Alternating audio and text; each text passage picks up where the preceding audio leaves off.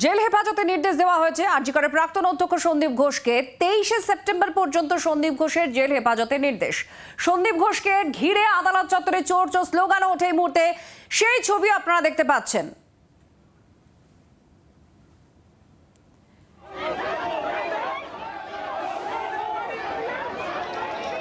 সন্দীপ ঘোষকে ঘিরে স্লোগান দেওয়া হয় আর স্বাস্থ্য ভবনের সামনে চিকিৎসকদের ধর্ণা, সেই ছবি আপনাদের দেখাচ্ছি। তারা বলছেন এটা তাদের সাফাই অভিযান। স্বাস্থ্য সচিব, স্বাস্থ্য অধিকর্তা, স্বাস্থ্য শিক্ষা অধিকর্তা তিনজনেরই পদত্যাগের দাবি করেছেন। এদিকে সন্দীপ ঘোষ আরজি করের প্রাক্তন অধ্যক্ষ, তার 23শে সেপ্টেম্বর পর্যন্ত জেল হেফাজত।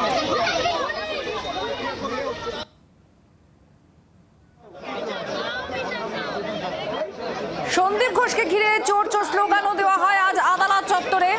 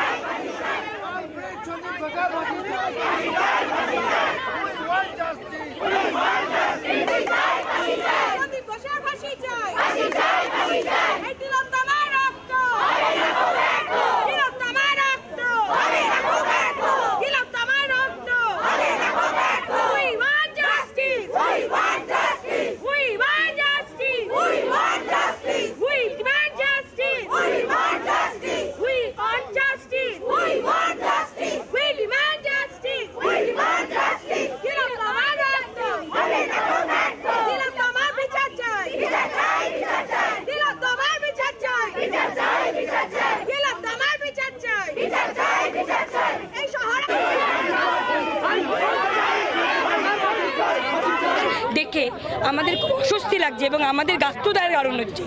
আমরা সবটাই বুঝতে পারছি, সবটা দেখতে পাচ্ছি, অথচ আমাদেরকে বুঝে সুঝে আমাদের অন্ধ কালা বোবা বানানো হচ্ছে। সাধারণ মানুষ বেগে উঠেছে এবং সাধারণ মানুষের এই প্রতিবাদের ভাষা চলছে এবং আমরা কোনো উৎসবে মাতবো না। উৎসব কখন মাতবো? আমাদের ঘরে দুর্গা, সেখানে সেফটি নেই, সেখানে আমরা কি করে একটা দুর্গা পুজোয় মেতে উঠবো? আমরা কিছুতেই উৎসবে মারতে পারছি না। আমাদের যতদিন না পর্যন্ত বিচার পাচ্ছি ততদিন এই প্রতিবাদের ভাষা জোরালো থেকে আরো জোরালো হবে এবং যদি এই প্রতিবাদের ভাষা বন্ধ করার কেউ চেষ্টা করে, সেটা এত বড় সুনামি, এত বড় বিস্ফোরক হবে, রাজ্য সরকার কিন্তু এটা তুলে যাবে। এটা কিন্তু মানুষকে বুঝতে হবে যে এই প্রতিবাদের ভাষা এখন সাধারণ প্রত্যেকটা মানুষের কথা, প্রত্যেকটা মায়ের কথা, প্রত্যেকটা মেয়ের কথা। আমরা চাইছি উপযুক্ত যারা বিচার, যারা দোষী তাদেরকে সামনে নিয়ে এসে বিচার করুক। আমার নাম পিয়ালি আমাদের সঙ্গে রয়েছেন এই মুহূর্তে সরাসরি। পিয়ালির সঙ্গে আমরা কথা বলবো। পিয়ালি, একটু জানতে চাইবো, যেহেতু একজন আইনজীবীর বক্তব্য উঠে আসছিল, এখানে যারা সাদা কালো পোশাক পরে মানুষের বিচারের জন্য লড়াই করেন, এজলাসের ভেতরে যুক্তি সাজান, তারা এবার বলছেন যে বিচার চাই।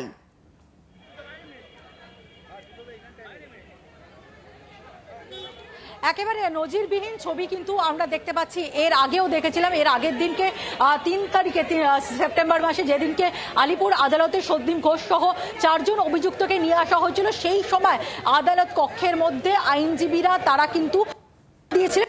আজকেও আমরা দেখলাম 4 জন অভিযুক্তকে কার্যত তারা আটকে রাখলেন। বিচারক যখন শুনানি শেষ হবার পর, তার অর্ডার শোনানোর পর তাদেরকে জুডিশিয়াল কাস্টাডির নির্দেশ দিয়ে উঠে গেলেন। তারপরে বিচারকের উঠে যাওয়ার পরেই আইনজীবীরা তারা স্লোগান শুরু করলেন। তারা আরজি করের ঘটনার প্রেক্ষিতে তারা জাস্টিসের দাবিতে আমরা দেখলাম স্লোগান, সন্দীপ ঘোষকে চোর বলে স্লোগান দেওয়া হলো, সন্দীপ ঘোষকে ধর্ষক বলে স্লোগান দিতে থাকলেন আইনজীবীরা 8 ঘন্টা। এবং তারা যাদের যেটা বক্তব্য ছিল যে কোনো রকম স্পেশাল ট্রিটমেন্ট দিয়ে কিন্তু তারা একেবারে সন্দীপ ঘোষকে বের করা যাবে না এবং আধ ঘন্টা এবং আমরা দেখি যে পরিস্থিতি এমন হয় যে বিচারককে চলে আসতে হয়। তারা আইনজীবীরা প্রত্যেকেই বলছেন যে তারাও কিন্তু এই ঘটনার প্রতিবাদে তারা বিচার চাইছেন এবং আইনজীবীরা তারপরে তারা এখানে বাইরে এসছেন এবং তারা প্রতিবাদ জানাচ্ছেন। প্রত্যেকটা সমাজের আমরা দেখতে পাচ্ছি যে সমাজের প্রত্যেকের ক্ষেত্রেই যে প্রতিবাদ আমরা দেখতে পাচ্ছি আজকে আলোচনা কিন্তু তার আমরা দেখি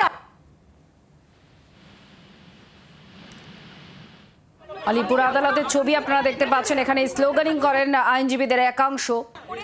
জাস্টিস চান, বিচার চান, এই দাবিতে তারা সুর চড়া করেন। খুনি যেই হোক, যে অপরাধ করেছে তারা যেন শাস্তি পায়। আর আমাদের একটাই দাবি, যে রুম থেকে, যে দরজা থেকে জাস্টিস বেরোন, সেই রুম থেকে এত প্রোটেকশন দিয়ে ওনাদেরকে ওকে কেন বের করা হলো, কেন বের করা হলো?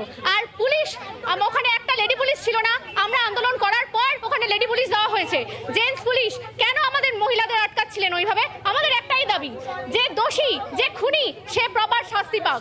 একটা মেয়ের জীবন চলে গেছে, আমিও মেয়ে, আপনিও মেয়ে, আপনিও মেয়ে, একটা মার কোল খালি হয়ে গেছে, আমাদের বাড়িতেও মারা রয়েছেন, মিনা রয়েছেন। যেসব পুলিশ, যেসব মহিলা পুলিশরা প্রোটেকশন দিচ্ছেন, ওনাকে কিসের জন্য? শাসকের এত কিসের ভয়? ধর্ষক তার কে হয়?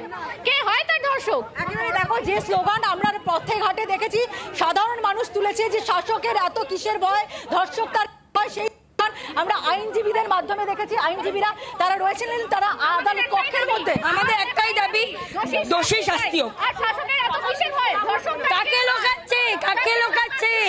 আমরা সবাই বুঝতে পারছি, আমরা সবাই বুঝতে পারছি যে প্রকৃত দোষী কে, কিন্তু কাকে লোকাচ্ছে সাধারণ মানুষের? আজকে 1 মাস হয়ে গেল, আগস্ট মাস থেকে আজকে 1 মাস হয়ে গেল, একটা কেন তথ্য প্রমাণ নেই? কিসের ভিত্তিতে লোপাট করা হলো সবকিছু? কেন 14 তারিখ রাত্রে ওরকম ভাবে ওখানে হসপিটালে গিয়ে সব ভাঙচুর হলো? কেন হলো? কেন? একেবারে দেখো যে ক্ষোভ একেবারে আমরা দেখতে পাচ্ছি আইনজীবীদের মধ্যে এবং আইনজীবীরা তারা আদালত কক্ষের ভেতরে তারা প্রতিবাদ জানালেন। তারা দাঁড়িয়েছিলেন, তাদের বক্তব্য যে তারা কোনো রকম গায়ে হাত তুলবেন না, কিন্তু তাকে যাতে কোনো রকম স্পেশাল ট্রিটমেন্ট না দেওয়া হয়। এবং গোটা ঘটনা যখন চলছে আমরা দেখতে পাই যে সন্দীপ ঘোষ তিনি দাঁড়িয়েছিলেন মাথা নিচু করে নির্বিকারভাবে এবং আইনজীবীদের মধ্যে ক্ষোভ, তাদের সেই ক্ষোভ আমরা দেখলাম সন্দীপ ঘোষকে যখন বের করে নিয়ে যাওয়া হয়, তারপরে তার সেই ক্ষোভের যে সেই ক্ষোভের আজ সেটা কিন্তু আদালত কক্ষের বাইরে আমরা দেখতে পাচ্ছি। আদালত কক্ষের বাইরে আইনজীবীরাও তারাও কিন্তু একই দাবি জানাচ্ছেন যে সন্দীপ ঘোষ তারা শাস্তি চাইছেন। বাংলার আওয়াজ, বাঙালির আবেগ, জি 24 ঘন্টা।